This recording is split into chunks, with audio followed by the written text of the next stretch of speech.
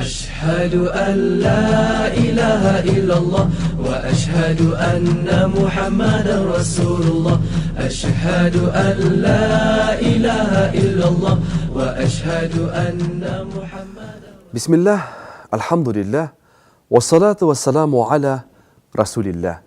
Ассаламу алейкум, құрметті мұсылман бауырлар. Бүгінгі тақырыбымыз азан және қамат. Жалпы азан сөзі хабар беру, шақыру, білдіру деген мағынаны білдіреді.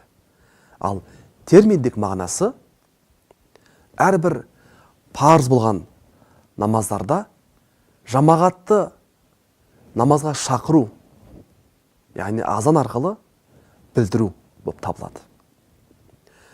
Азанды егерде қалада, ауылда мешіт болып, сол мешітте азаншы азан шақыратын болса, үйде оқитын кісі сол азанды еститін болса, намазды азан дұғасынан кейін азан шақырмай-ақ оқи береді. Ал егер естілмейтіндей жағдайда болса да шақырмайды. Өйткені сол ауылда, қалада мешіт шақырғандық үшін. Жоқ, мен өзім шақырамын дейтін болса, онда пайғамбарымыздың сүннетін орындаған болып естіледі.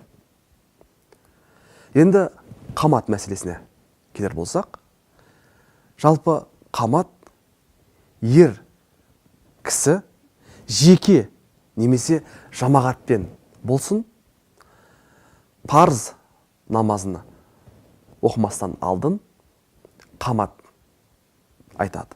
Қаматты тек қана әрбір парыздың алдында айтылу сүннет, муаккада. Ал қалған сүннет намаздарда, айт намаздарында қамат айтылмайды. Сонымен қатар қаза намаздарда азан шақырылмайды, бірақ қамат айту сүннет амалына жатады. Ал әйел кісілер азанда қаматта айтпай, парызды жеке өзі оқи береді.